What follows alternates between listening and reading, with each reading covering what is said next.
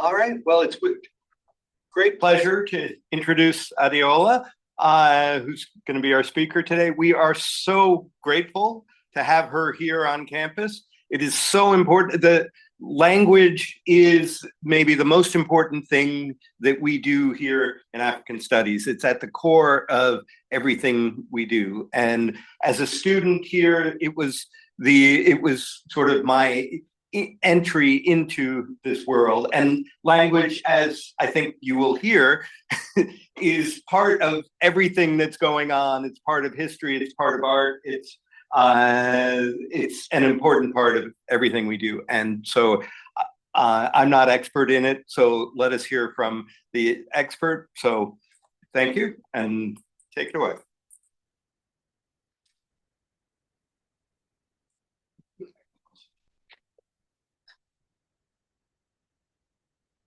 Thank you very much for that warm introduction, Jeremy.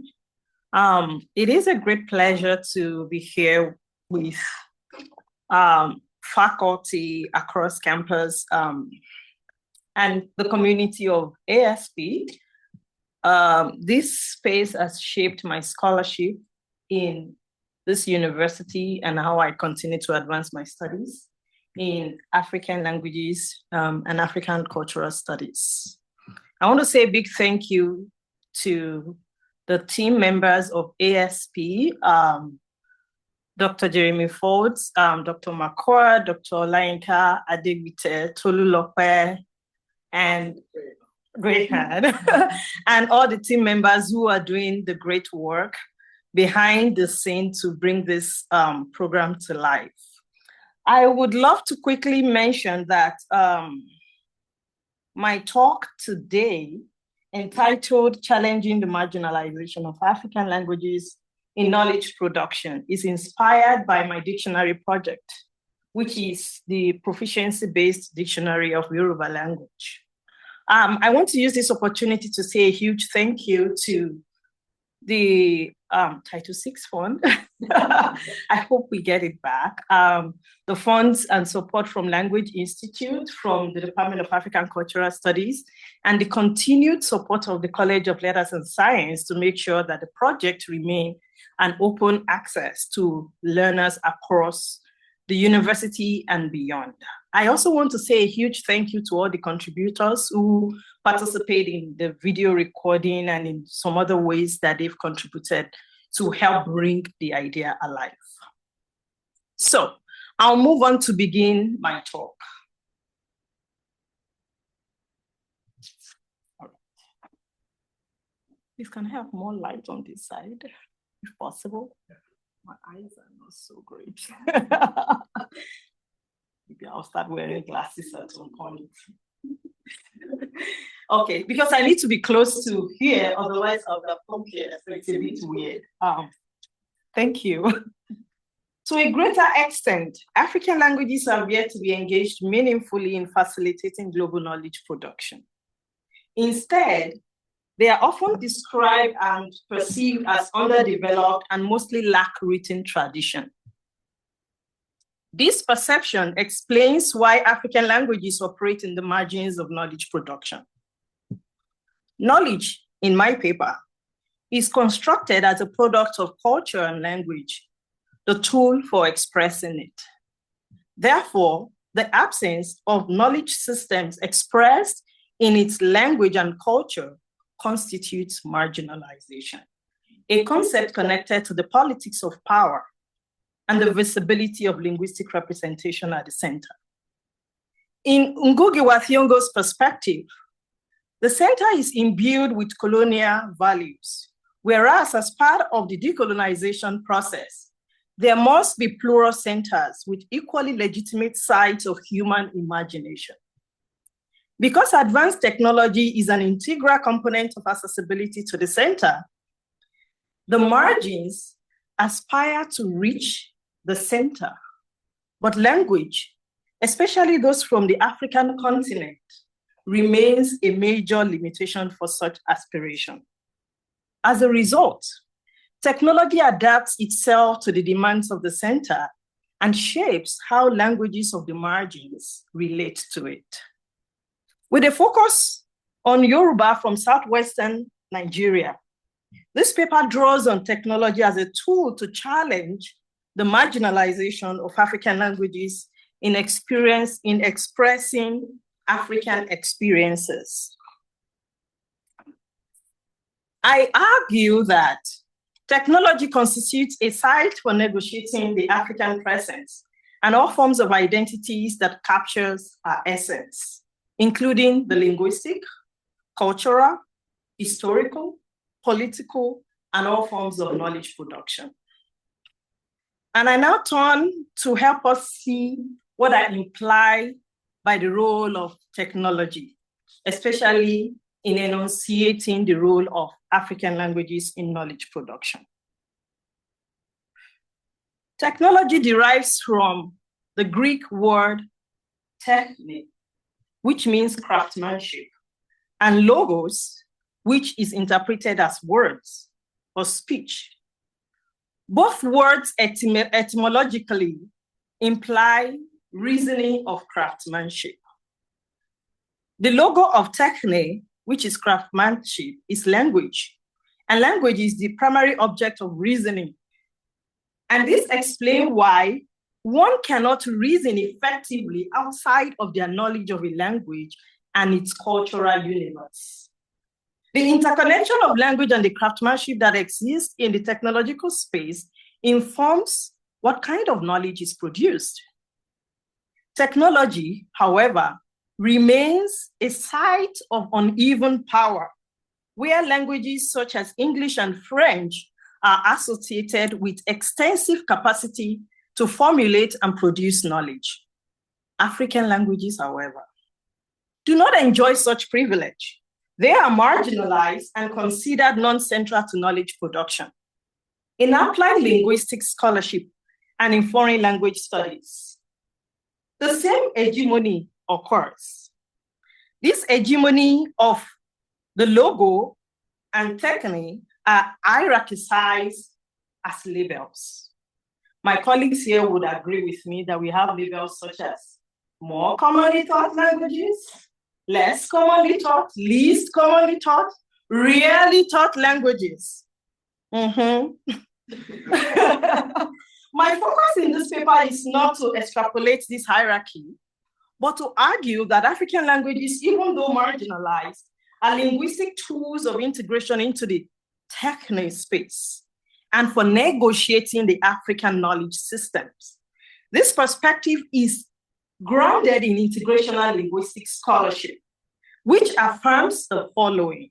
I'll try to take it logically. One, the language is not a system, and there is no firm distinction between language and non-language, knowledge of language and knowledge of social history. And in fact, the idea of language being a product of social, historical, and intellectual context are debatable. Instead, integrational linguistics provides an important intellectual space to demonstrate the degree to which language users are language makers. It engages with the complex legacy of colonialism, evident in language labels, practices, and ideologies, which, according to Simfrey Marconi, redirect attention to the processes by which language users are makers of language and use their creativity to produce linguistic forms. African languages, which have been the vehicles for expressing the African thoughts, cultures, and experiences, are not the central logos of the technique, especially in the contemporary word systems where cultures are fused, yet arranged according to hierarchies of power within the global cultural flow. Jan Blumen's idea of sociolinguistics of globalization constructs the complexity of the flow as including language being a mobile resource. Yet, such mobility shifts our gaze away from looking at stability and homogeneity as normal within diversity. The global flow of resources, linguistic, social, cultural, political, historical, and all of that, you can name them, mediated by various forms of technology, constitutes the site of knowledge production. I draw on Omoniyi's ideas of liberation literacy to push back on the alienation of African knowledge system and iterate Africa's agency in knowledge production. The analysis of my research project indicates that the evidence of knowledge production occurs through genuine innovation, developing tools to challenge the creation of new forms of knowledge and the expansion of existing knowledge to other purviews of study. This presentation here today is going to be exploring that as I show you the data for my work. And at this point, I'll quickly move on to show you some existing works around dictionaries. If you notice, the dictionaries that I display here are all Yoruba dictionary, but that is a focal point of my presentation, but it's a way to also think about other works in African languages instruction and African language learning. An ubiquitous description of a dictionary refers to a text with compiled, organized vocabulary translated in at least one language and supported with sample sentences and categorization of grammar. To develop a dictionary is to embark on a rare aspect of linguistic study of etymology. Most dictionaries are bilingual with meaning translations that are either reception or production oriented, depending on whether emphasis is on helping the user to grasp the meaning of foreign words, which will be receptive, right? Or finding the proper way to express ideas in that foreign language, which is more of productive skills. Existing reference materials as shown here, such as all forms of dictionaries, especially in the Yoruba language, indicates the extent to which African linguistics and cultural content have been documented so far. While the efforts of lexicographers and scholars like Oladile Awobuluyi, Ayobami Boshe, Kola Olabi, and more have left a major imprint in documenting the structure, syntax, and phonetics of the language. Many applied linguists have also documented different methods of teaching and scholarship in African languages instruction. We have several works in Swahili grammar. We have a lot of works in Dictionary of Swahili. Dictionaries also exist in isiZulu, Yoruba, Wolof, Akantui, and many other African languages. So my work is not the first. That's what I'm trying to say. The Yoruba meta language in Bamboshe's work in 1993 pushes the boundaries of linguistic creation to highlight semantic extension, composition, loan words, coinage, and expand vocabulary for literary analysis specifically. And recent work of Yoruba language engineering by Kola Olabi builds on this to expand the techno-linguistic capacity of Yoruba in advancing vocabulary in science, in math, economics, etc. However, many of these works are available in print and assume users are already proficient in the language, yet provide little or to no attention to real-time accessibility. As a result, access to the resources is minimized because of the platforms in which such materials are created and disseminated.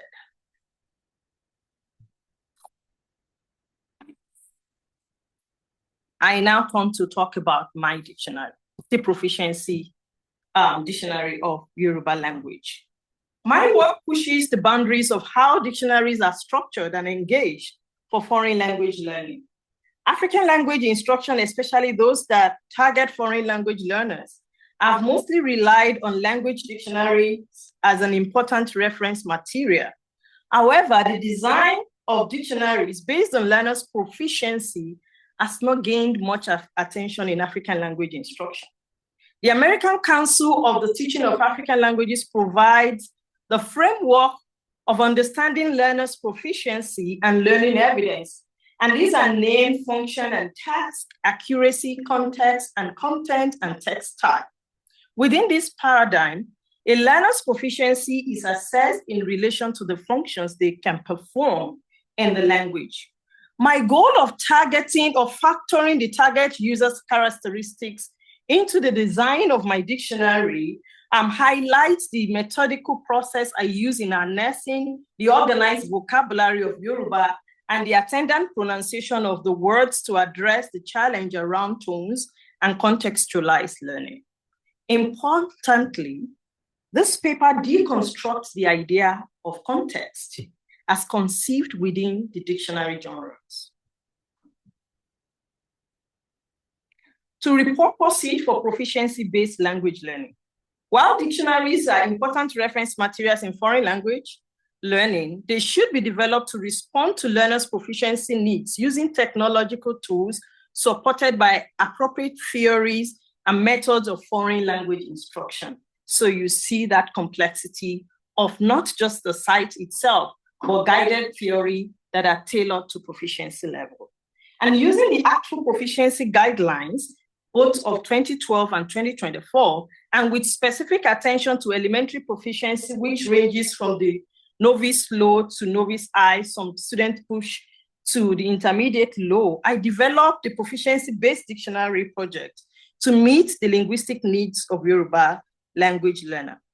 I not only tailor this project for linguistic expressions in Yoruba, but also engage it as a resource that expands the linguistic forms, including suprasegmental features peculiar to the language. I show that the Yoruba Proficiency Dictionary is not a conventional pedagogical text, but a technologically enhanced one that integrates the voice of Africans themselves, the vocabulary of the language, and context of Yoruba language use as a synergistic whole. I'll quickly show you that's what the dictionary looks like. So just a quick run through. This is an open resource sponsored by several funds and continue to be sponsored by the College of Letters and Science. Many thanks to them. And so this is the elementary proficiency and is organized based on themes. And these are the vocabulary list. And each of these vocabulary words has an attendant pronunciation. So for example, this is Eyi in Yoruba.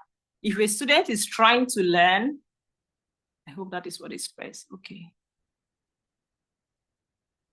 Okay. I don't know, that's not coming. The voice is not coming through.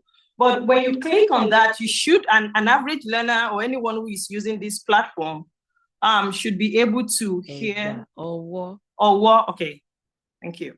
So that's just a sample of how it sounds. And so it's not just the vocabulary, but they can as well learn to see all of those. As shown in this display, I integrate cutting-edge technologies such as the Airtable, which is a versatile cloud-based software that combines the functionality of a spreadsheet with the power of a database into the Pressbook online platform to create a compelling oral, visual, and cultural narratives of Africa. Airtable also integrates with various third-party tools and services such as Anki, Slack, Google Drive, and more. The combination of the organized vocabulary and communicative presentations across the text provides a window to understanding Africa's contribution to the global production of knowledge, and it highlights the role of digital technology in empowering equitable access to African languages, cultures, and in fact, the social ethos within the global space. In this project, 3 gaps are identified. 1, the need to provide dictionary contents that attend to the proficiency needs of learners. And second, engaging technology as a tool to address the challenge associated with tones and pronunciation in Yoruba language. And 3, reconceptualizing context within the dictionary genre. I discuss each of these identified gaps in light of the proficiency-based dictionary and explicates the possibilities of expanding boundaries, access, and contextualized language learning. I argue that existing structures that are associated with specific textbook genres, such as dictionaries, can be re-envisioned to address learning gaps and the language needs of foreign language learners. For example, in my work, controlled list of vocabulary, when you look at this vocabulary, the vocabulary that are listed in each of these sections are controlled to be tailored to specific proficiency and the goal of the theme that is being addressed there. And so it removes the challenge of introducing learners to too many unfamiliar words and structures the Yoruba vocabulary to express thoughts, ideas, and cultures based on theoretically driven guidelines of foreign language proficiency. And so I'll quickly show you an example around greetings. So this section is on making social introduction. And if we look at some of the vocabulary here that we see words like káàbọ̀, káàárọ̀, káalẹ́, káàsán. And that I am still going to show here. All right. Kú is an affix in most greeting-related Yoruba words. Example, kú àárọ̀, kú ọ̀sán, kú ìrọ̀lẹ́, káàbọ̀, kú ilé. Historically, kú was the label identifying the returned Yoruba slave in Sierra Leone. And the greeting at that time was the first identified ethnic name for the Yorubas, and they were called the Akus because of greetings. This historical background illuminates why greeting is central to Yoruba culture. While these words arguably exist in ordinary everyday expressions of the Yorubas, developing them as itemized, organized, and as items organized into proficiency-based learning that integrates the words, their tones as organized vocabulary for proficiency learning challenges what greeting has ordinarily been associated with. Instead, technology as deployed in my dictionary project highlights the simplicity of the vocabulary while expanding access to its use for communication beyond what we find in print. Of course, the regions marked by the boundary named Africa is also highlighted in that process. Even though in Paul Pereire's critical pedagogy, the conventional classroom environment constitutes part of the broader social structures where ideas, knowledge are negotiated. But through technology, the educational space becomes the epicenter where knowledge converges and access becomes ubiquitous. I'll also show you another short video quickly under another section of this dictionary. And we're going to see where some interlocutors in this dictionary we're having some conversation. Shout out to Tolu and Saeed. Káàárọ̀ Báyọ̀, ó tọ́jọ́ mẹ́ta. Bẹ́ẹ̀ ni, ọjọ́ kan pẹ̀lú. Ṣé àlàáfíà ni o wà? Àlàáfíà ni. Níbo ni ò ń lọ tí o wọ àkún àti fìlà? Òní ni ọjọ́ àṣà ní kíláàsì ìtàn tí mò ń ṣe. Ìyẹn ga o. Ṣé gbogbo ọmọ kíláàsì yìí ni ó máa wọ aṣọ ìbílẹ̀ wọn? Bẹ́ẹ̀ ni, ṣùgbọ́n kò pọn dandan. Kí ni ẹ máa ṣe ní kíláàsì tí gbogbo yín bá wọ aṣọ ìbílẹ̀ yín? A máa sọ̀rọ̀ nípa àṣà ìbílẹ̀ tí a bá fẹ́. A lè ṣàlàyé nípa aṣọ tí a wọ̀ tàbí nǹkan mìíràn. Ṣé o fẹ́ràn kíláàsì ìtàn rẹ? Bẹ́ẹ̀ ni, mo fẹ́ràn kíláàsì ìtàn mi gan-an ni o. Bóyá mo máa lọ sí orílẹ̀-èdè Cuba ní sọ́mà tí ó ń bọ̀, nítorí pé mo ti kọ́ ohun púpọ̀ nípa Cuba àti orílẹ̀-èdè mìíràn ní kíláàsì ìtàn mi. Ó dára. O ṣeun. In the video, the Yoruba speakers use the language to interact and articulate the significance of clothing. Beyond the material culture of the Yoruba, the structure of vocabulary and grammar associated with the rhetoric of clothing, dressing, and its nuances unequivocally presents the Yorubas to the world through technology. With it, users of the Yoruba language dictionary do not have to rely on their competency in the language, but leverage the breakdown of the linguistic, grammatical, and audiovisual contents in the dictionary for their understanding of the Yoruba culture. I want to quickly point your attention to something really important. If you notice the transcript here, I omitted translation and transcription of the audiovisuals in the material to give agency to the African voice and the presence of the African language within the global context. Given the accessibility of the material to the broader users, Yoruba, the language spoken in Southwestern Africa, is brought out of the boundaries of the continent. As a result, technology-mediated learning resource, such as the proficiency-based dictionary of the Yoruba in my work, provides a window to iterating the relevance of the African language to understanding the African experience, and in fact, as a linguistic commodity that deserves structured learning and content delivery for learners, users of languages beyond the continental Africa. Within this digitally mediated approach, African language use is re-envisioned and challenges the homogenization of dominant languages such as English in the global space.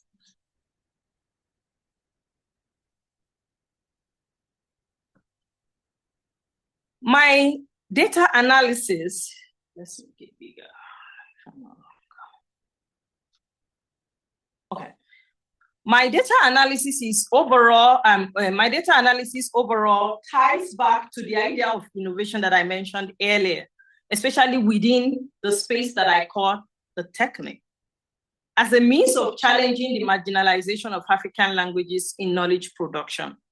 While the ruptures of colonization obviously marginalize African language within the global center, especially those that are mediated by technology, and distorted the language of innovation. In response, however, culture develops a new language of thinking and of undoing those ruptures. Central to this decolonization process is what I call innovation, as you have seen in my work. To innovate in my research is to integrate ideas that leverage technology to expand knowledge.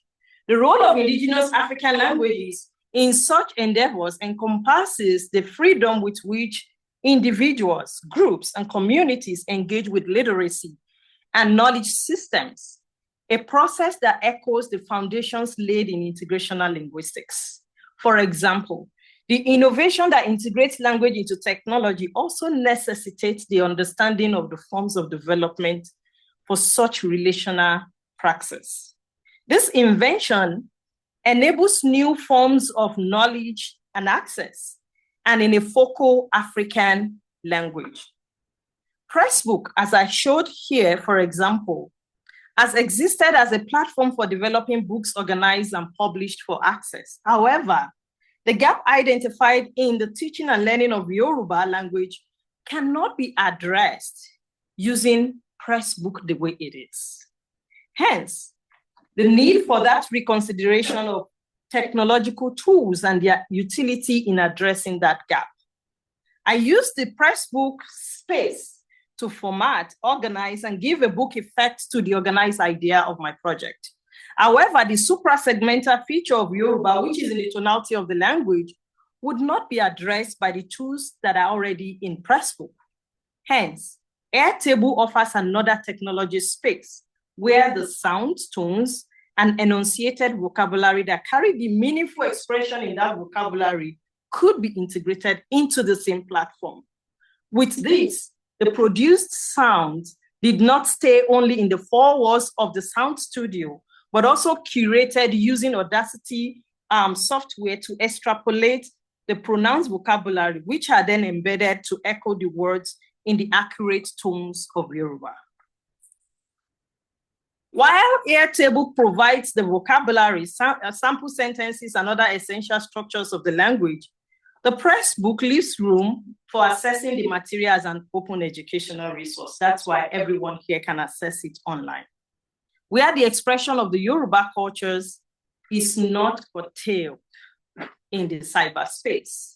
As a result, the African ideas, thoughts, and language become accessible beyond the shores of Africa, especially when mediated through technology. Although not in a dictionary form, recent works by Taofik Adebayo, Wuraola Ogunwusi, have also documented the processes of discussing science and technology-related terms in Yoruba. Kola Tumbosun and Moses Adegbola's work have contributed efforts in developing softwares for Yoruba tones on different computers, including the Mac engine and the Microsoft laptops. These important works are pointers to the shift in the approach to documenting and developing African knowledge systems. The technological platform, therefore, in my work, is not just a hardcore scientific tool for knowledge dissemination. Instead, it informs the decolonization trope, especially the compass with which educational institutions and intellectuals access African languages and their documentation, both for language studies and for other intellectual engagements. If decolonization dismantles hierarchies and African agencies, if decolonization dismantles hierarchies and African agencies matters in decolonization, like Olufemi Taiwo mentions, critical analysis and presentation of African experience through a technologically enhanced format, visual representation of African linguistic forms, expressions, and cultures should be engaged, preserved, and expressed in ways that engage not just language learners, but anyone interested in participating and contributing to the African cultures. Importantly, my research does not reduce the Yoruba proficiency-based dictionary to labels such as technological advancement. No. Instead, it articulates the realities of language users in a space that centers African experience beyond the continent of Africa. This perspective iterates what Walter Mignolo and Catherine Walsh's engaged pedagogy, which works towards individual and collective liberation. And in this project, challenges the agency of Africans in shaping the positioning of African languages within the technology space. From this perspective, my project affirms the African experience as belonging to the African people, even if such a narrative is coded in language forms that are accessible in text, such as reference work at a proficiency level appropriate for beginner learners of the Yoruba language. Although artificial intelligence was not a focal consideration in developing techniques and tools for the Yoruba language and its expressive culture in my project, the content uploaded to the web space automatically contributes to the body of knowledge formulated through the Yoruba language. For example, learning tools such as Anki facilitates transfer of knowledge across technological platforms. Students can now use the Anki deck to facilitate smooth pronunciation, review learned vocabulary, and improve word enunciation in ways that align with their learning style. Shout out to students in my multi-language class who are using Anki deck and all of that, and bringing all of these resources together. The analysis here then indicates that knowledge is not only embedded in the language and the cultural form within which it is expressed, but is also expanded through technology. For example, technology expands access in other purviews of study, including the health sciences. In my research with colleagues in the health sciences, the African language is central to addressing important outcomes in research on chronic diseases. Within this, language brings relevance to technology, a platform that is open and accessible to all users. For example, game developers use different forms of tools and coding systems to develop games and to achieve certain purposes. However, developing such content in language of Africa and in ways that communicates the cultures poignantly informs the health outcomes among the population of Africans that are targeted in health research. As a result, outcomes of health intervention are tied to the cultural and linguistic relevance of the population, and technology remains the platform utilized for that. As I wrap up, a focus on African language or on African languages as incapable linguistic resources localized in the region of Africa and without the capability to penetrate the technological space for knowledge production is in itself a rhetoric of marginalization. Viewing languages as mobile and shifting resources with different degrees of value and investment and exchangeable on markets for other resources alerts us to the politics and power plays of why certain languages and their speakers become marginalized and why speakers of other languages assume centrality. In sum, even though debates around what makes Africa African are slippery, I argue that the languages and cultures of Africa remain a focal point for understanding the continent and the multiplicity of cultures that exist within it. Beyond the very important academic engagement with the continent, technology is an important tool that mediates the rhetoric and discourse of and about Africa in ways that gives agency to the African voice and their perspective in the global space. Thank you very much.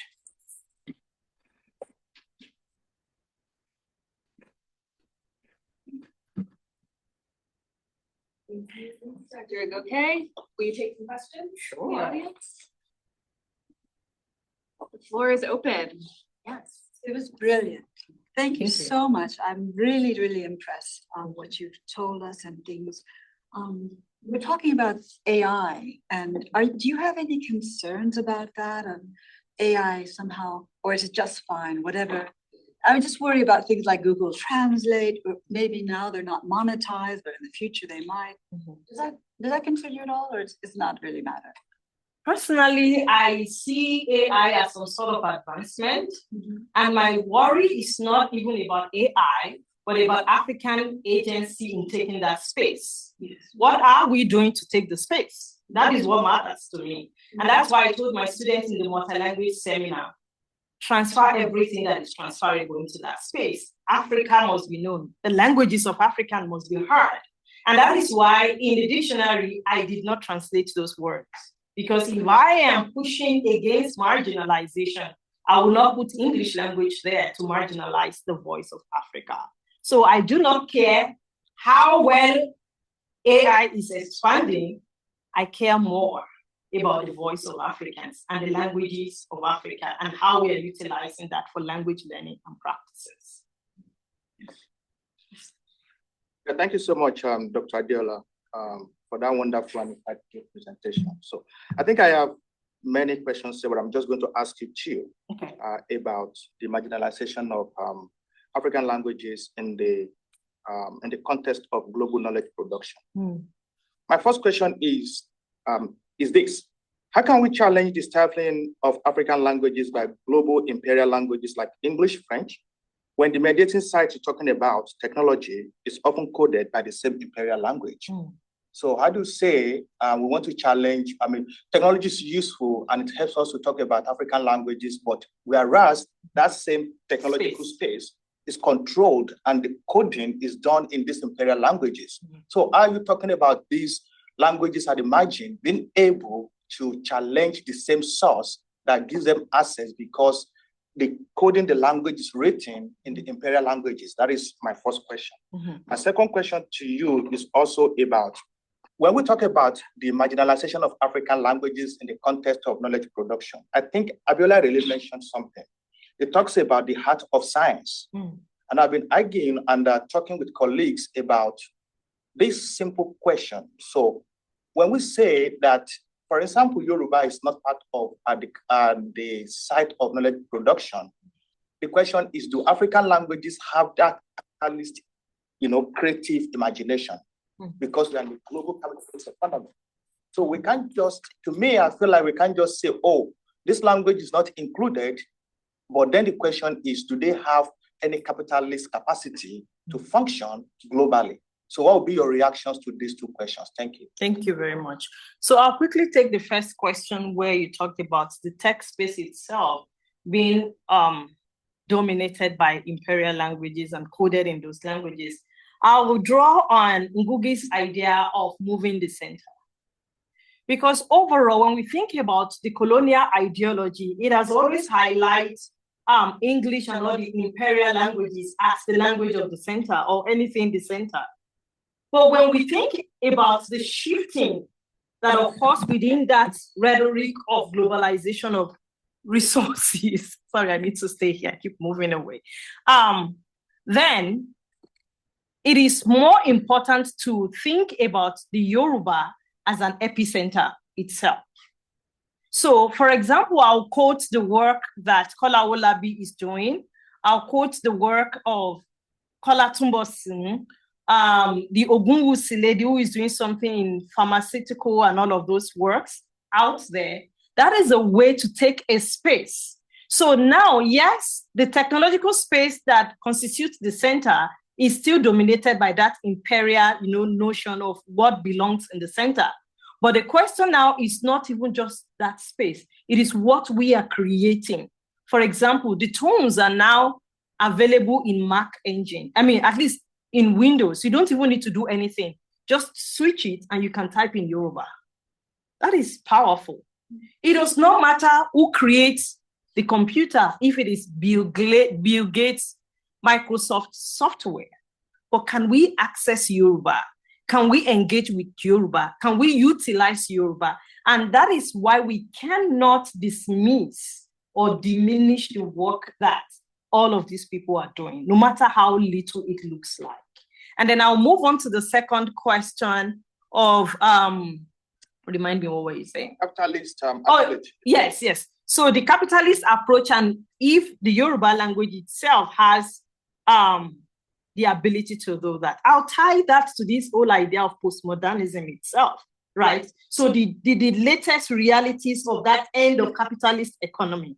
So Yoruba has always been conceived as the language that doesn't have the capacity to engage with science.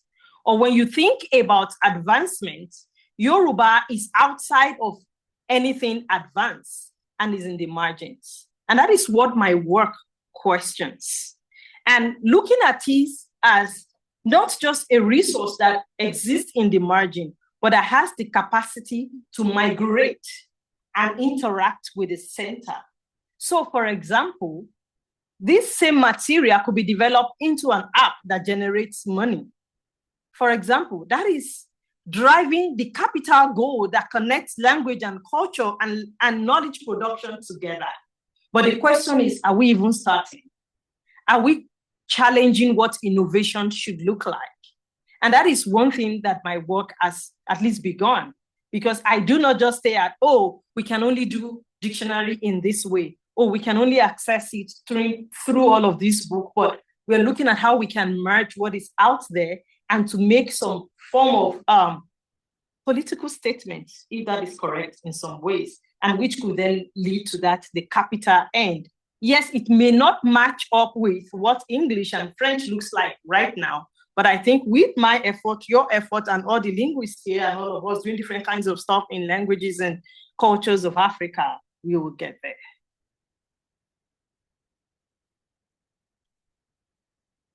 Yes, Toby. Thanks for that. So, my question is on the uses of language beyond the epistemological, like the way we frame it in terms of how to maybe. So when we're talking about English and French, so we usually think of those words in terms of how we use them to produce knowledge, write academic papers, like. So I was thinking about in terms of culture, how the language, for example, like is very dominant in popular culture. Yes. Like places like Nigeria, and you would hear comments from especially young people that so they are not fluent in the language, but they are fluent in the kind of language that the artists use. For example, people say, I'm not fluent in Yoruba, I'm fluent in Africa. Like I can use English to Yoruba to sing. So like how do we consider the language in terms of that and thanks to the technology, Afrobeat kind of travels around people all over the world, sing in our language without maybe using it to communicate. So how do we think of it in that light? Not necessarily, I was thinking of not necessarily, kind of ranking it in terms of how like maybe its relation to maybe English, French and the like, but how it is very useful in the popular cultural realm, and how it is still very much useful, especially in terms of language of markets within West Africa. Because I know that in the Republic, those places they speak Yoruba, people communicate.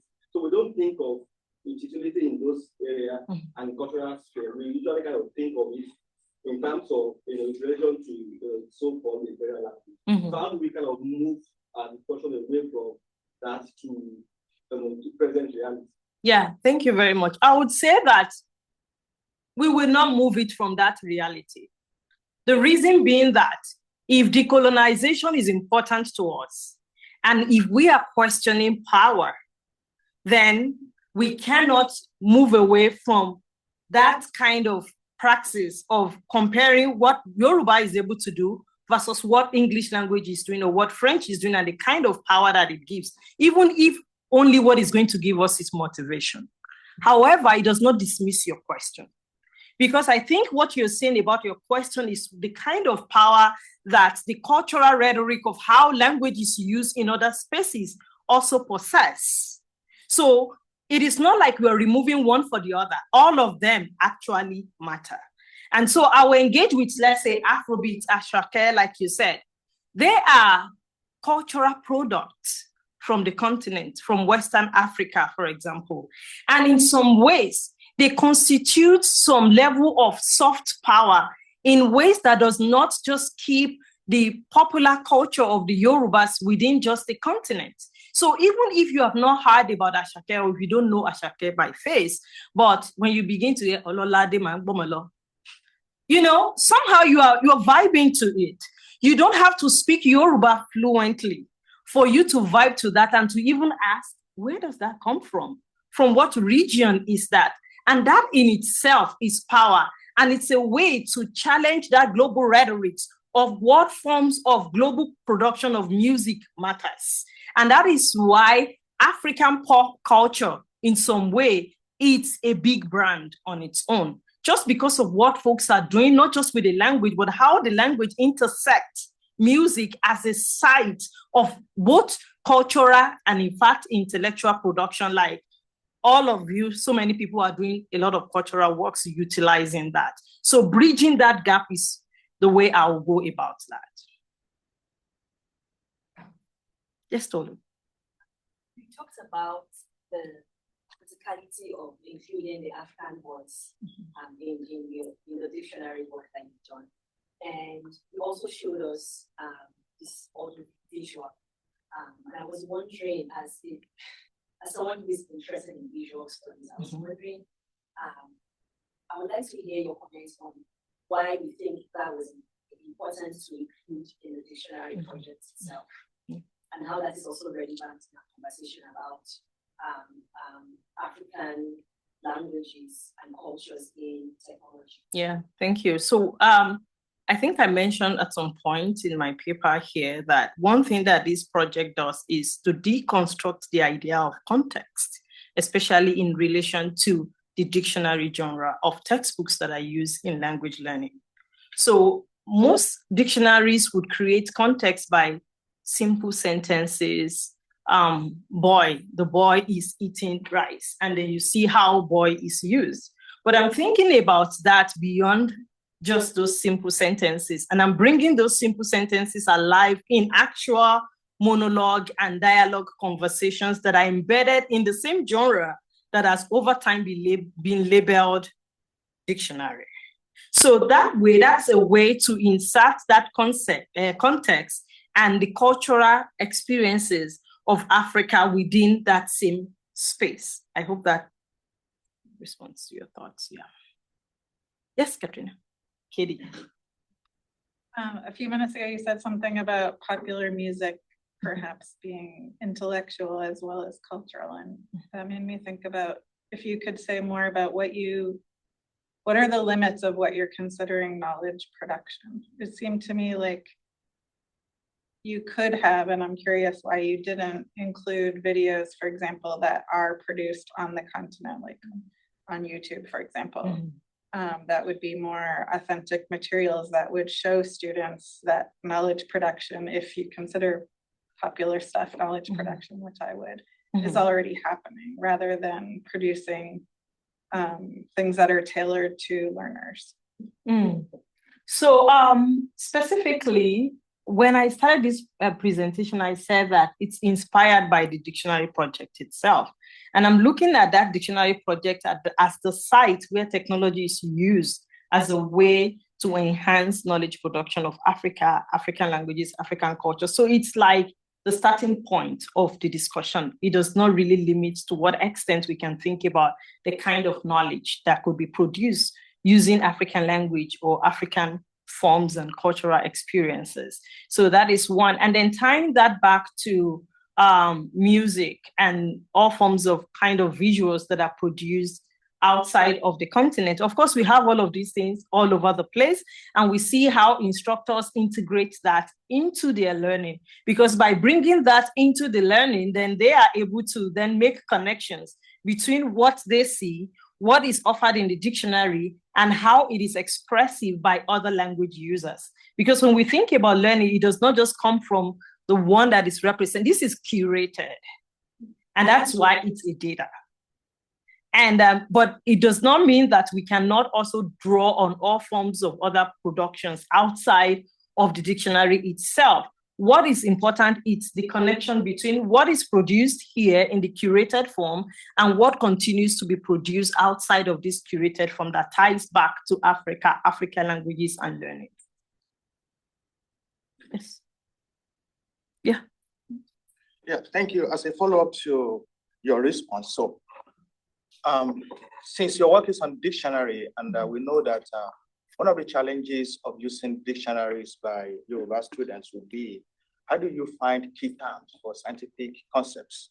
Let's say hygroscopy, chemistry, titration, organic chemistry, or stuff like that, even in medicine. So, but I think scholars or even practitioners are coming together with terms. Yeah. And in my research, working on charms and amulets and traditional medicine among the Yoruba people, I've come up with some terms that I could use. But my challenge with that is that when many people are producing these key concepts in sciences and in medicine, so what's your reaction to this mode of production that is not centralized? So how do we insert that in technology of dissemination?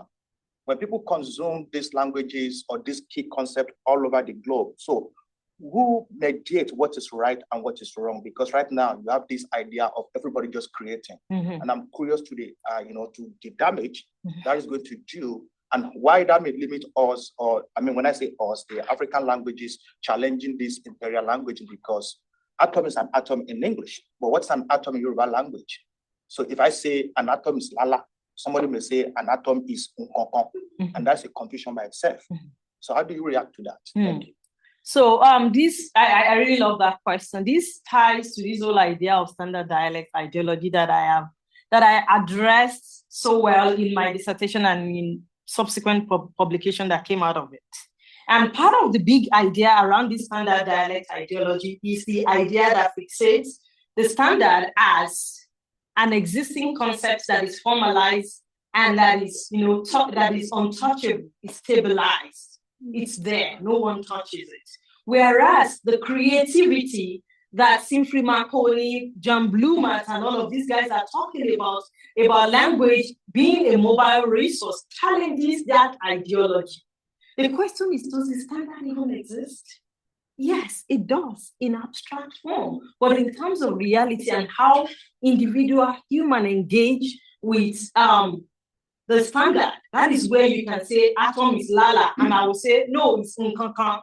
So whichever group of language and culture that you are dealing with, there should be a way to bring together not just the formulation of those forms, but how those forms connect with the social realities of the people and the process of disseminating it. And that is what is lacking.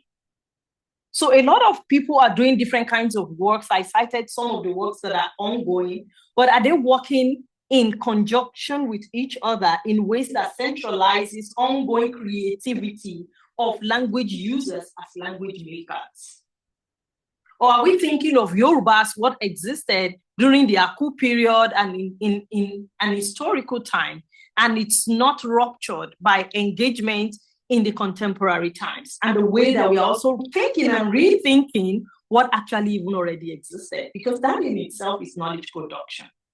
So what needs to be put in place is triangulating the efforts of individuals, what we need to bring into that knowledge system, and how to disseminate it without necessarily thinking of the standard as untouchable. Well, quickly, if I may react to that, I'm not saying we can't touch the standard, but that is not my question. The question is this: so if we allow these different forms of creativities or creations. And let's say we have a book and we are thinking about, okay, how can we challenge the center? Can we have a textbook in Yoruba that is on chemistry? If I write a book on chemistry and I use Lala, and you write a book on chemistry and use Nkoko. So the question is, in English language, for example, titration is titration. A base is a base. An acid is an acid. So there are no two words for an acid in that context of discipline. So we're talking about knowledge and discipline now. And that is for me why we need to have a standard. And that standard, you are right, it could be from different, it could move from different forms of creations, but at the same time, all of us must agree on this is what I'm going to call atom in this language after considerable consideration of all of the efforts. So to say that we allow the rupture to continue, to me, is perhaps the reason why African languages may not be able to challenge this knowledge creation, because we don't have concepts for particular discipline-based domains, and we need to evolve those concepts. Yeah, and creating that system is how to move forward. Thank you. It's 1 o'clock. Please join me in thanking Dr. Adiola.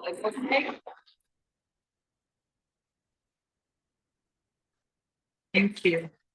Both for this wonderful talk and also for the incredible service that she has given to all of us in sustaining our African language programs here on campus under extraordinarily difficult circumstances. We are very, very grateful for your ongoing work. Thanks, everyone.